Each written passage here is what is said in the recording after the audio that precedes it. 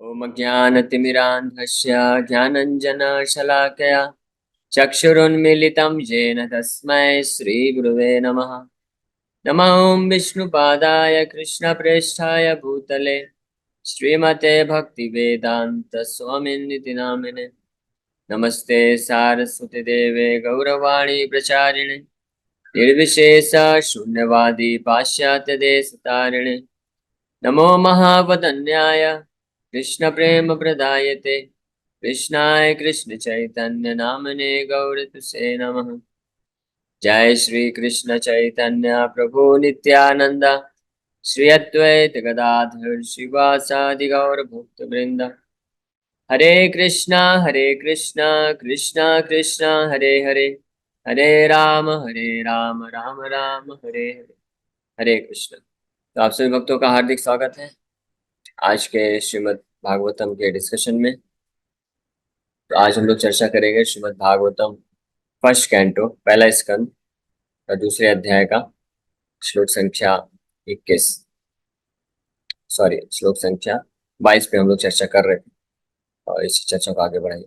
इस श्लोक में बहुत ही महत्वपूर्ण शिक्षा या निष्कर्ष दे रहे हैं सुध गोस्वामी। अतो वै कवियो नित्यम भक्तिम परमया मुदा वासुदेवे भगवती कुर्वन्ति आत्म प्रसादिनी।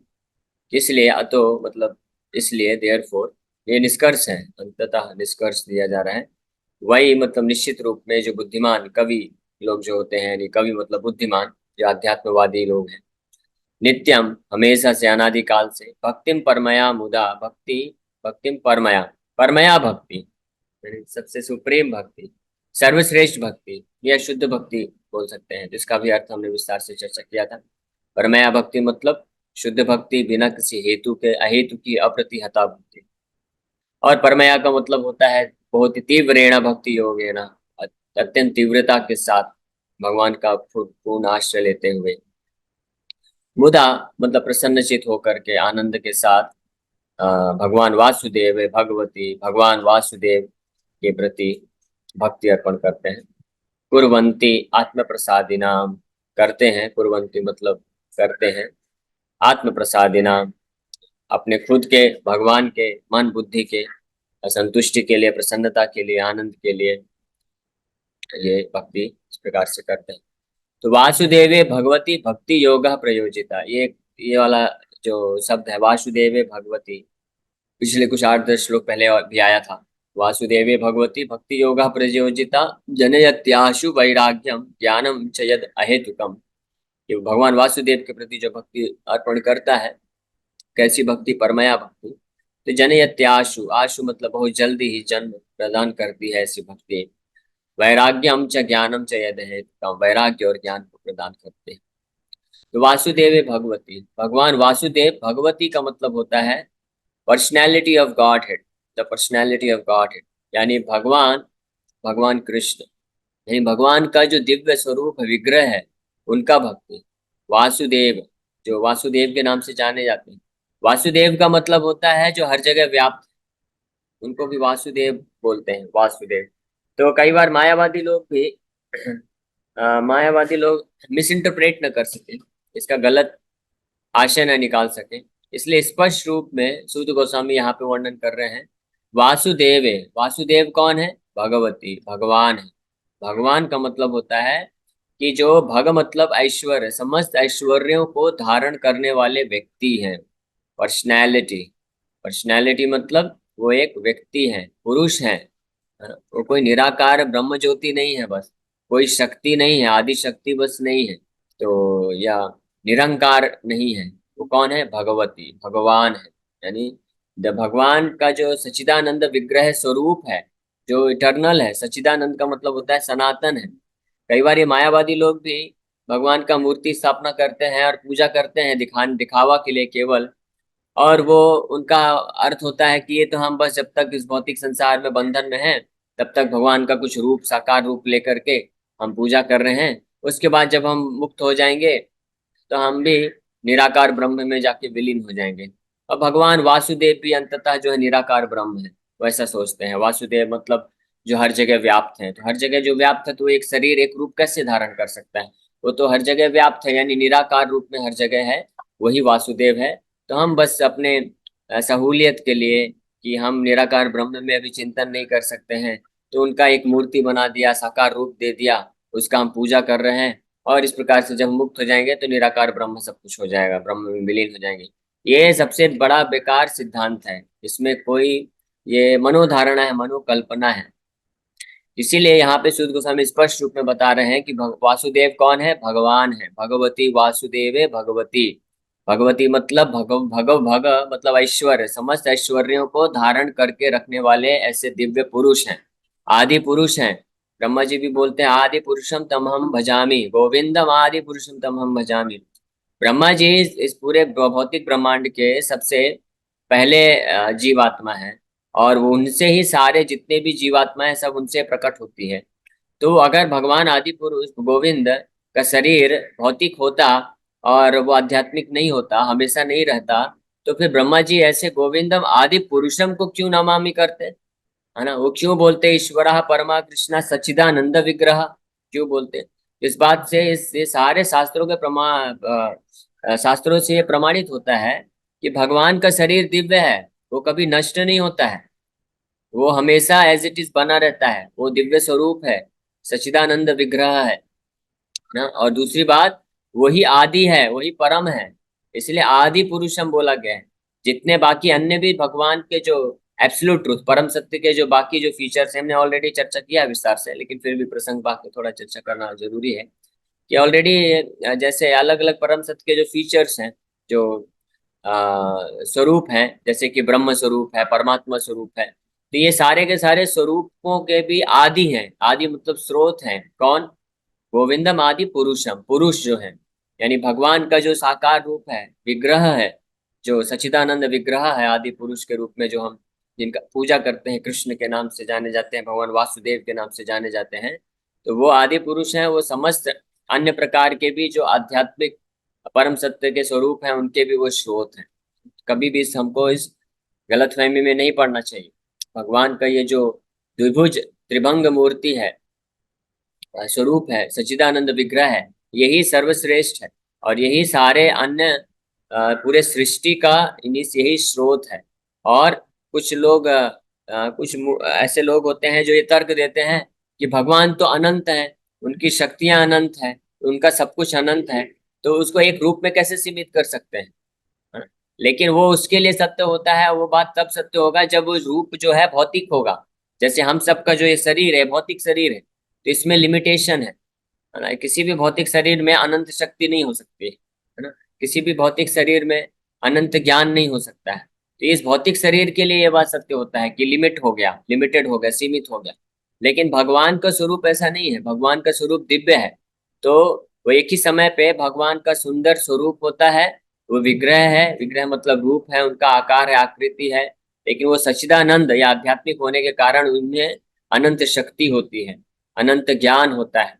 तो इस प्रकार से भगवान अनलिमिटेड भी हैं, हर जगह व्याप्त भी हैं, और एट द सेम टाइम एक ही समय पे भगवान अपना एक स्वरूप दिव्य नव यौवनम, नित्य नव यौवनम जो स्वरूप है, सच्चिदानंद विग्रह, उसको हमेशा बना के रखते हैं। तो इस प्रकार से भगवान कृष्ण भी गीता में इसका पुष्टि करते हैं, अब जानन्ति माम मूढ़ा तान मानुषम तनुमाश्रिता।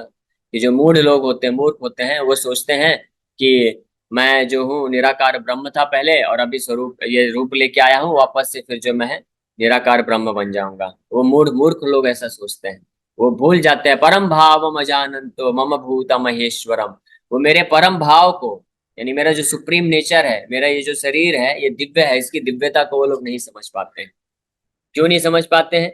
क्योंकि नमाम दुष्कृतो मूढ़े प्रपद्यन्ते नराधम माया प्रत ज्ञानाश्रम भावमाश्रिता। क्योंकि उनका जो ज्ञान है, बुद्धि है, वो माया के द्वारा हर लिया गया है।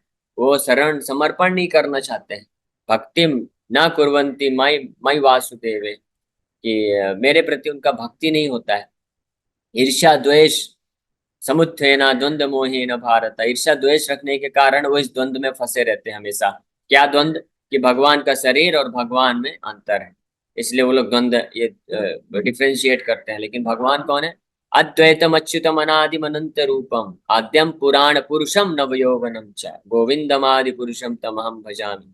ब्रह्मा जी बहुत ही क्लियर कट स्पष्ट रूप में बता रहे हैं, भगवान अद्वैत है। अद्वैत का मतलब होता है कि भगवान और भगवान की आत्मा में अंतर नहीं है। भगवान जैसे हमारा जो है शरीर और हम में अंतर होता है, क्योंकि हमने ये भौतिक शरीर ग्रहण कर रखा है, इसलिए द्वैत है, ये द्वंद्व है कि हम इस शरीर से अलग है ना। लेकिन भगवान के लिए ऐसा नहीं है, भगवान अद्वैत है। अद्वैत मतलब कि भगवान का शरीर और भगवान में अंतर नहीं है। भगवान का जो पूरा शरीर है वही भगवान है, परम भगवान है, वही आत्मा है, पूरा का पूरा सच्चिदानंद विग्रह है। ये अद्वैत का मतलब होता है। और अद्वैत का मतलब अद्वितीय भी होता है, कि जिनके बराबर और कोई दूसरा नहीं है, वन विदाउट अ सेकेंड, उनके जैसा और कोई नहीं हो सकता। न तस्य समस्य अधिकस्य दृश्यते स्वाभाविकी ज्ञान बल क्रियश्च परस्य शक्तिर्विविधैव श्रूयते। कि ये उपनिषद में भी बताया गया है, श्वेताश्वतर उपनिषद में भी बहुत अच्छे रूप में वर्णन किया गया है। न तस्य समस अभितकश अभिधिकश्च दृश्यते, कि उनके बराबर और उनके ज्यादा कोई नहीं है इस संसार में, पूरे सृष्टि में। परास्य शक्ति विविधैव श्रूयते, उनकी बहुत सारी अनंत शक्तियां हैं, जिसकी मदद से ज्ञान बल क्रिया स्वभाव की स्वाभाविक रूप से भगवान की समस्त इच्छाओं इच्छानुरूप भी यस्य चेष्टते सा, हाँ, गोविंदमादि पुरुषम तमहम भजा। ऐसे सैकड़ों सैकड़ों सैकड़ों श्लोक हैं। अब कहाँ तक हम लोग इसको कोट करेंगे, लेकिन कहने का मतलब इतने सारे सैकड़ों प्रमाण हैं जहाँ से प्रमाणित होता है कि भगवान गोविंद का दिव्य शरीर है। और वही जो गोविंदम आदि पुरुष जो हम दर्शन करते हैं भगवान कृष्ण का सच्चिदानंद विग्रह है, वही परम भगवान है, वही परम ब्रह्म है, वही पूर्ण पुरुषोत्तम भगवान कृष्ण है। कभी भी इस गलत विचारधारा में नहीं पड़ना चाहिए व्यक्ति को, कि भगवान निराकार हैं और केवल जब इस भौतिक संसार में आना होता है धर्म की स्थापना के लिए, तो वो निराकार ब्रह्म स्वरूप लेके आता है और वापस से फिर निराकार ब्रह्म बन जाता है। ये इस प्रकार की जो थ्योरी है ना, ये बहुत ही गलत थ्योरी है। ऐसा कोई शास्त्र में कोई कहीं प्रमाण नहीं प्रस्तुत होता है। और ऐसे जो पाखंडी लोग होते हैं, वो लोग गीता में अपनी व्याख्या लिखते हैं इस प्रकार से, गलत गलत व्याख्या। गीता के किसी भी श्लोक में भगवान कृष्ण ने कहीं पे नहीं बोला कि मैं जो हूँ पहले निराकार ब्रह्म था, अभी आकार लिया हूँ, वापस से निराकार ब्रह्म बन जाऊंगा। ये गलत मिसकंसेप्शन है। कोई भी ऐसा श्लोक प्राप्त नहीं होता है। जबकि भगवान कृष्ण गीता में कई जगह बोलते हैं, हम सर्वस्व प्रभो मत्तः सर्वम प्रवर्तते इति मत्वा भजन्ते माम, मेरा भजन करते हैं जो ये जानते हैं कि मैं ही सब कुछ हूँ, है ना? ये मेरा जो शरीर है दिव्य है। मूर्ख लोग सोचते हैं कि मैं मानुषम तनुमाश्रितम, मूर्ख लोग सोचते हैं कि मैं पहले निराकार था और ये मनुष्य शरीर लेके आया हूँ, वापस से निराकार बन जाऊंगा। भगवान तो उल्टा बोलते हैं इसका, कि जो ऐसा जो मूर्ख लोग ये सोचते हैं कि मैं पहले निराकार ब्रह्म था और अभी स्वरूप लिया हूँ, रूप लेके आया हूँ, वापस से निराकार बन जाऊंगा, तो भगवान बोलते हैं अब जानन्ति माम मूढ़ा, वो मूर्ख लोग मेरे को नहीं जानते हैं। वो सोचते हैं मानुषम तनुमाश्रितम, तनु मतलब शरीर, कि मैं मनुष्य का शरीर में आश्रय लेके आया हूँ। परम भाव अजानंतो, वो मेरे परम भाव को, जो सुप्रीम मेरा नेचर है, भाव है, मेरे दिव्य दिव्य शरीर का दिव्यता है, उसको नहीं जान पाते। मम भूत महेश्वरम, क्यों नहीं जानते हैं? मम भूत महेश्वरम, कि मैं महा ईश्वर हूँ, सुप्रीम कंट्रोलर हूँ। किसका?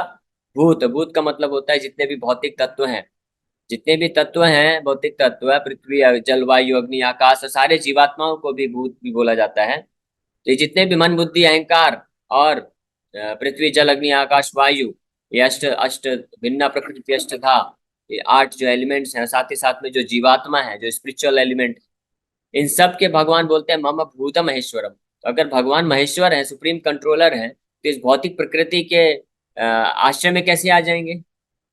ये सोचना चाहिए, विचार करने वाली बात है। तो भगवत गीता के ऐसे बहुत सारे बेकार मिस इंटरप्रिटेशन है।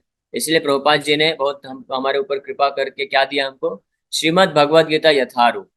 केवल और केवल वही व्यक्ति जो श्रीमद् भगवत गीता यथारूप पढ़ेगा, वही स्पष्ट रूप में समझ सकता है गीता का अर्थ, वही स्पष्ट रूप में जान पाएगा भगवान कृष्ण ने क्या उपदेश दिया है। अन्यथा कोई बहुत बड़ा संस्कृत स्कॉलर स्कॉलर हो, बहुत बड़ा सन्यासी हो, विद्वान हो, कोई भी कैसे भी स्थिति में क्यों ना हो, अगर वो किसी प्रमाणिक शुद्ध भक्त के आश्रय में रह करके भगवत गीता को नहीं समझता है, तो निश्चित रूप में 100%, इसमें कोई डाउट नहीं है कि वो भ्रमित हो जाएगा और गलत गलत टीका देगा।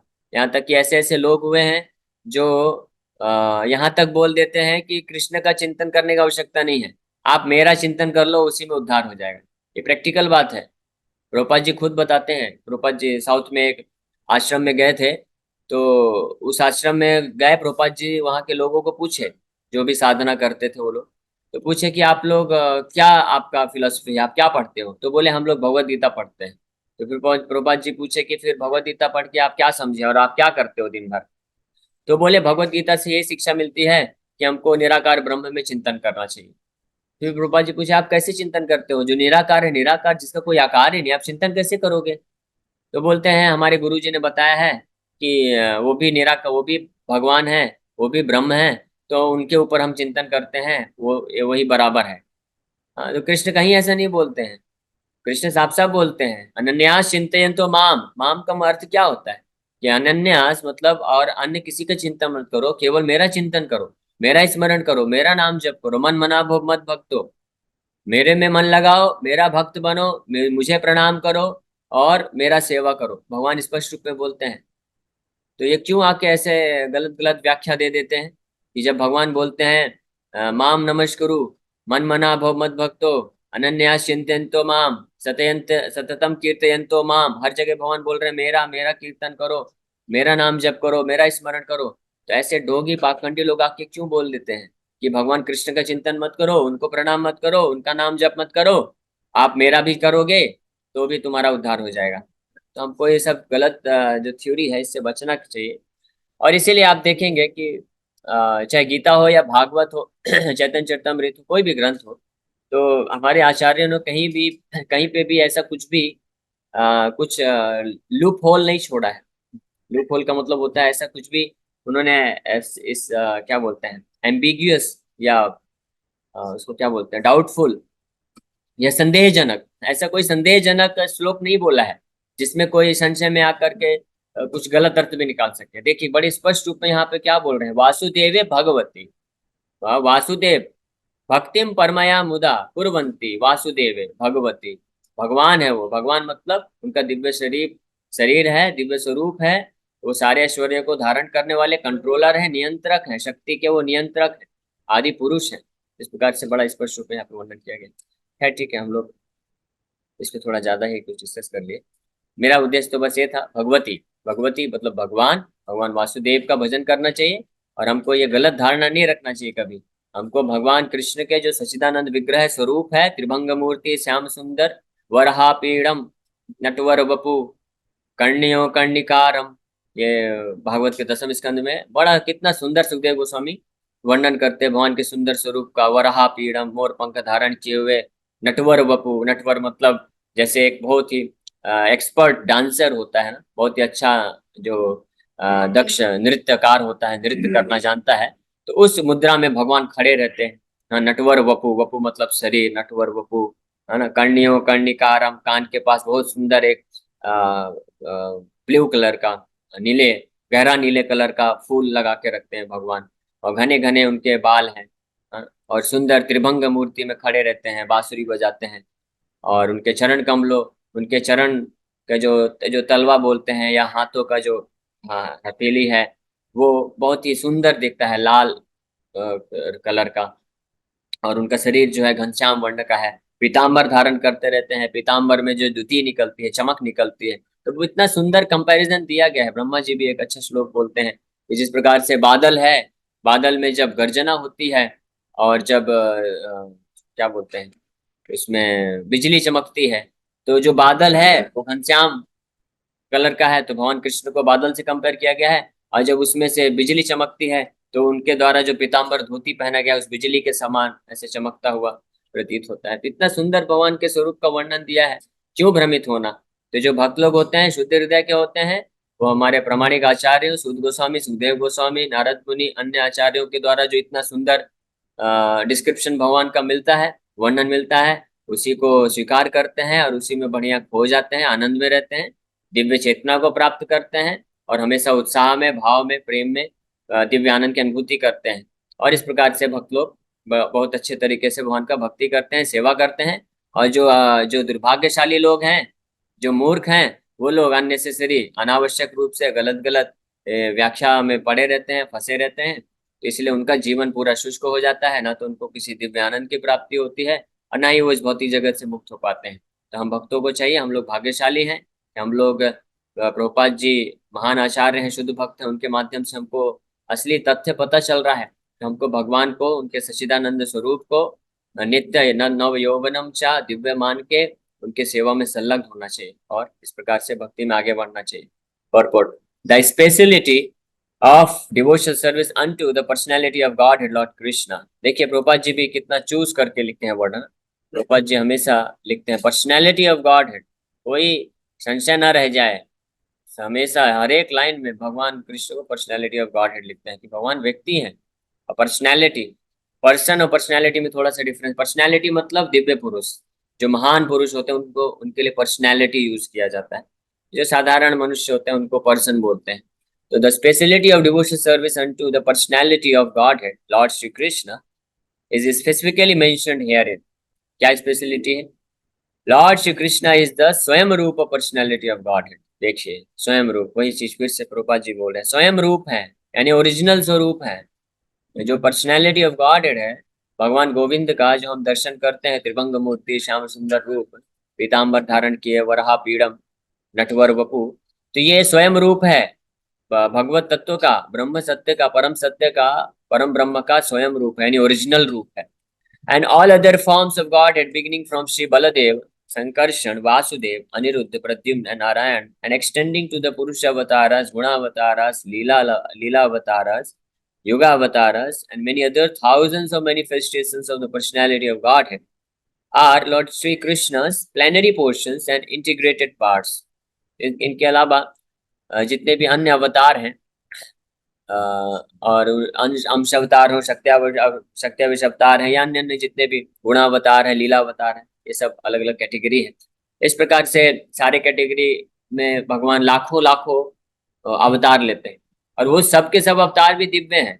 सोचिए, यहाँ तो लोगों, जो मूर्ख लोग होते हैं उनको भगवान के एक स्वरूप, दिव्य स्वरूप को स्वीकार करने में बड़ी परेशानी हो जाती है। वो ये नहीं जानते हैं अद्वैतम अच्युतम अनादिम अनंत रूपम, भगवान के केवल एक ही रूप नहीं, अनंत रूप है और सबके सब दिव्य हैं, सबके सब जो है सच्चिदानंद विग्रह है। लेकिन जो स्वयं रूप है, ओरिजिनल फॉर्म बोलते हैं जिसको, स्वयं रूप है, वो श्याम सुंदर, ब्रजेंद्र नंदन श्याम सुंदर के रूप में भगवान है। वो परम ब्रह्म, परम सत्य का पूर्ण अभिव्यक्ति होता है उस रूप में। The living entities are separated parts and parcels of the personality of God है। और जो जीवात्माएं होती हैं, जैसे हम सब जीवात्माएं हैं, तो हम लोग भगवान के विभिन्न अंश हैं, भिन्न अंश हैं और पार्ट एंड पार्सल्स हैं। पार्ट्स हैं यानी माइन्यूट अंश बोल सकते हैं, छोटे अंश हैं।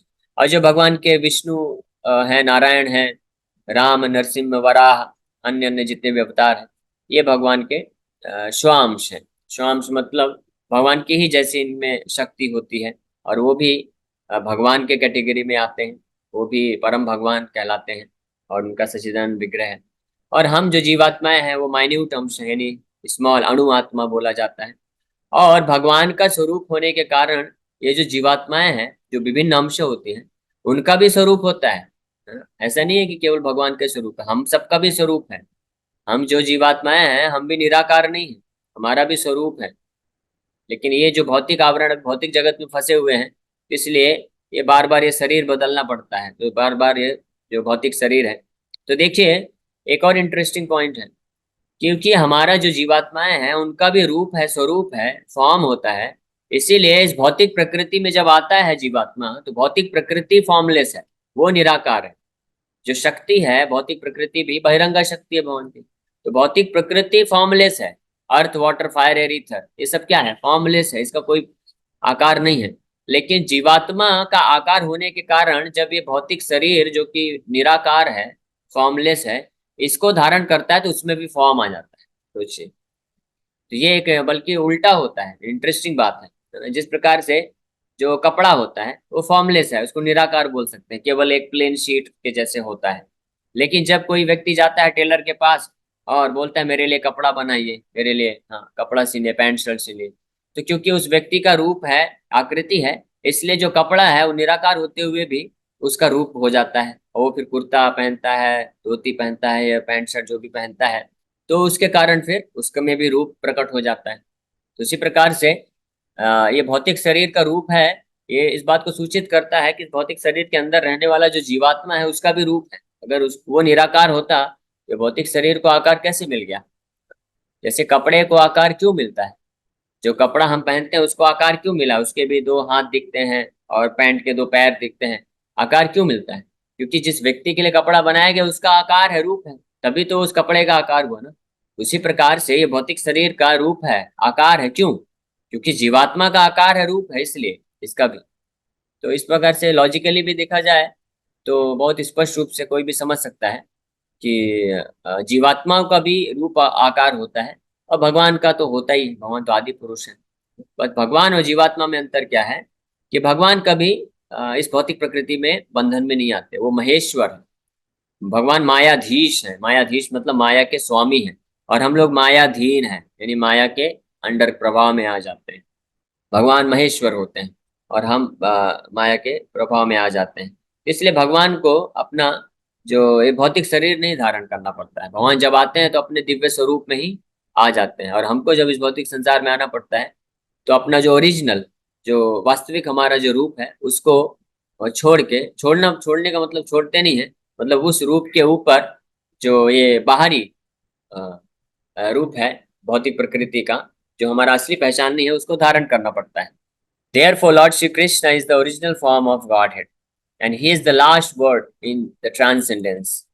भगवान कृष्ण जो है ओरिजिनल फॉर्म ऑफ गॉडहेड है, स्वयं रूप है, और last word in the transcendence. ये जो अध्यात्म है, ब्रह्मवाद, ब्रह्म है या परम ब्रह्म में जो आखिरी सीमा है, चरम सीमा है, वो भगवान कृष्ण ही है, उनका जो ओरिजिनल रूप है, फॉर्म है।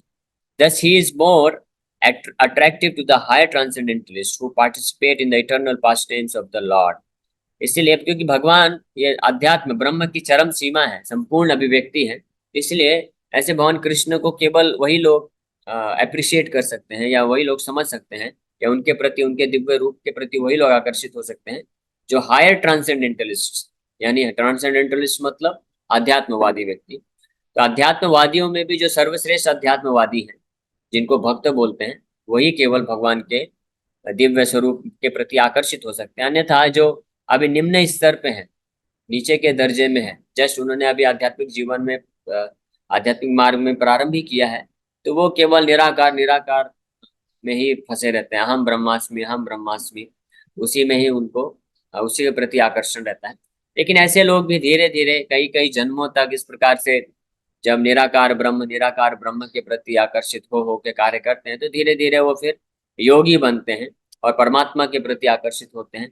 और फिर जब फाइनली, जब मोस्ट एडवांस्ड हो जाते हैं, जब सबसे ज्यादा प्रकृति हो जाती है उनकी आध्यात्मिक मार्ग में, तब वो वास्तव में भगवान कृष्ण के ओरिजिनल दिव्य स्वरूप के प्रति आकर्षित हो पाते हैं। In forms of the personality of Godhead other than Shri Krishna and Baldev, there is no facility for intimate personal contact as in the transcendental pastimes of the Lord at Brajabhumi. The transcendental pastimes of Lord Sri Krishna are not newly accepted, as argued by some less intelligent persons. His pastimes are eternal and are manifested in due course once in a day of Brahmaji, as the sun rises on the eastern horizon at the end of every 24 hours. तो भगवान किस प्रकार से अनेकों अनेकों दिव्य स्वरूप हैं, और उन दिव्य स्वरूप के प्रति केवल वही आध्यात्मवादी व्यक्ति, यानी वही स्पिरिचुअलिस्ट, ट्रांसेंडेंटलिस्ट आकर्षित हो सकते हैं, जिन्होंने कई कई जन्मों में भगवान का भजन किया है, सेवा किया है, या कुछ पुण्य आध्यात्मिक पुण्य किया है, या धार्मिक कार्यकलाप किए हैं। उन्हीं को यह सौभाग्य मिलता है। इतना उनका स्पिरिचुअल अकाउंट बैलेंस होने के बाद ही व्यक्ति भगवान के दिव्य स्वरूप के प्रति आकर्षित हो सकता है। अब भगवान के अनेकों अनेकों दिव्य रूप हैं, जैसे राम, नरसिंह, वराह और अन्य अन्य और भी हैं। लेकिन इन सारे दिव्य रूपों में ये सब के सब दिव्य हैं, सच्चिदानंद विग्रह हैं, और वैकुंठ में ये वैकुंठ के नायक हैं, और जो भक्त होते हैं इनके इटरनली यानी सनातन रूप से इनके दिव्य सेवा में लगते हैं, प्रेम में ही सेवा करते हैं।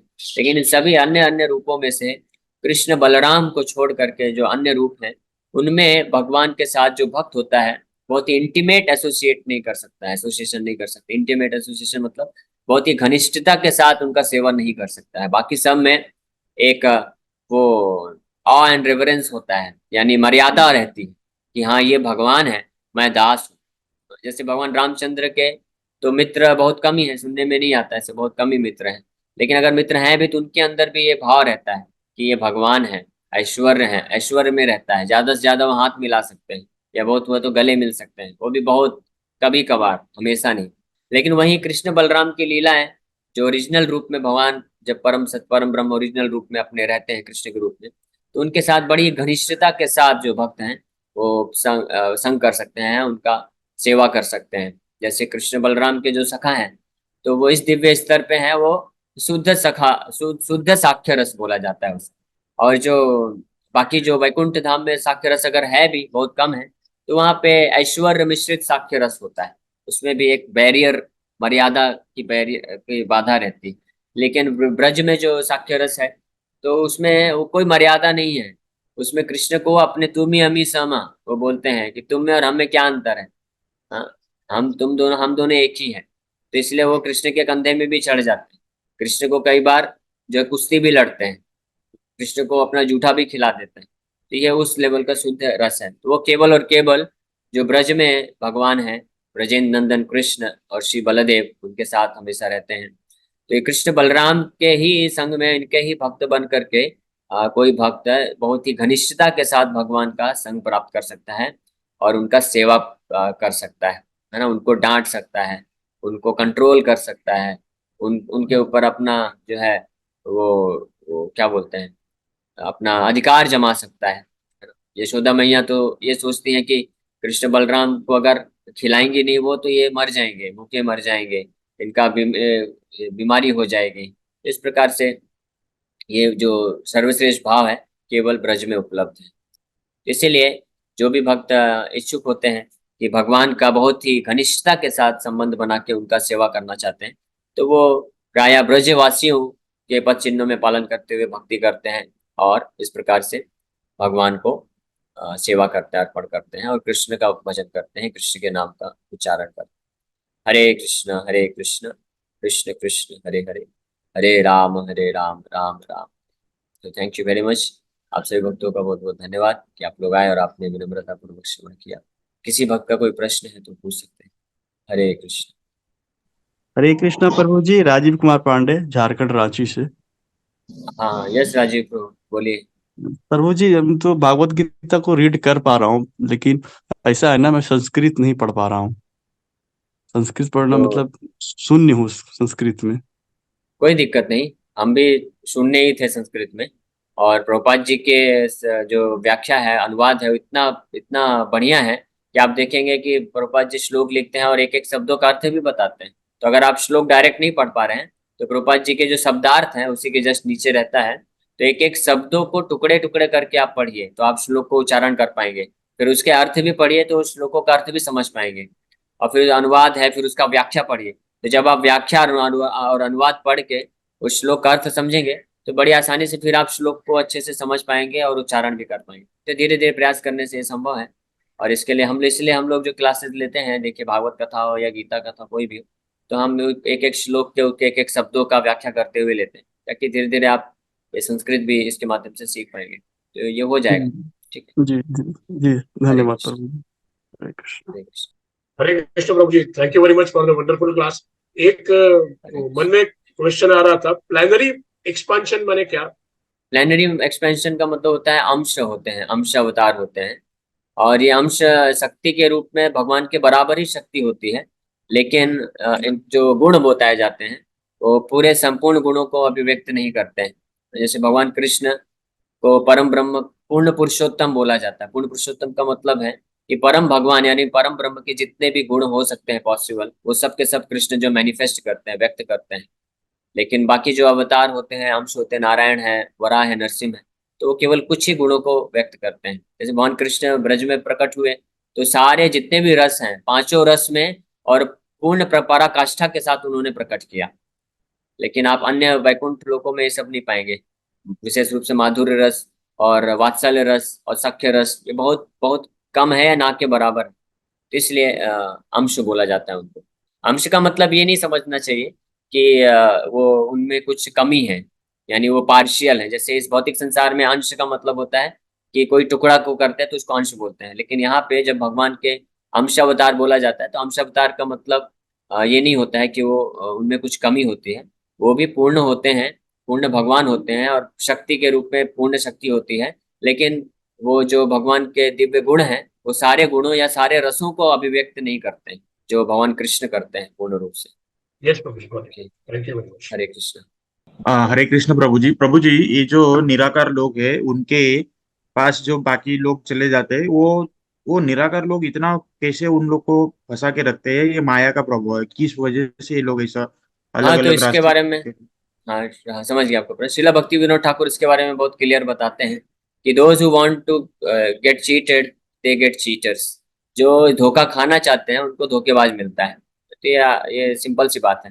जैसे मैं आपको, अभी समय तो नहीं है लेकिन उदाहरण दे के बता सकता था कि जैसे कोई प्रोडक्ट है, तो जो लोग सस्ते में उस प्रोडक्ट को प्राप्त करना चाहते हैं, तो उनको फिर डुप्लीकेट बेचने वाले सस्ते में मिल जाएंगे, है ना। मालूम है ना कि आपको मालूम है ना, मार्केट में अलग अलग जो ओरिजिनल प्रोडक्ट होते हैं उसका डुप्लीकेट में कितने सारे बिकते हैं और लोग खरीदते भी। क्यों? क्योंकि लोग पैसा नहीं दे सकते हैं, सस्ते में खरीदना चाहते हैं, तो धोखा खाना चाहते हैं, इसलिए धोखेबाज लोग बैठे हैं। तो इसी प्रकार से जो लोग पूर्ण रूप से भक्ति के नियमों का, सिद्धांतों का पालन करके शुद्ध भक्ति नहीं करना चाहते हैं, जिनके हृदय में भोग करने की इच्छा है, जो खुद भगवान बनना चाहते हैं, तो ऐसे निराकार ब्रह्मवादी मायावादी लोग के संग में आकर के उनके सिद्धांत को स्वीकार कर लेते हैं। अगर थोड़ा भी किसी का हृदय शुद्ध होगा ना, तो थोड़ा भी बुद्धि होगा तो देखेगा शास्त्र में तो कुछ और लिखा है, ये लोग कुछ और बोल रहे हैं, तो कैसे स्वीकार कर पाएगा। और ऐसे कई लोग होते हैं जो ऐसे ब्रह्मवादी मायावादी में फंसे रहते हैं, लेकिन जैसे प्रभुपाद जी का बुक पढ़ते हैं तो उनका हृदय कुछ शुद्ध रहता है, ईमानदार रहते हैं, तो तुरंत स्वीकार करके फिर वो भक्त बन जाते हैं। ओके, सो समय हो गया। Thank you very much. So Hare Krishna.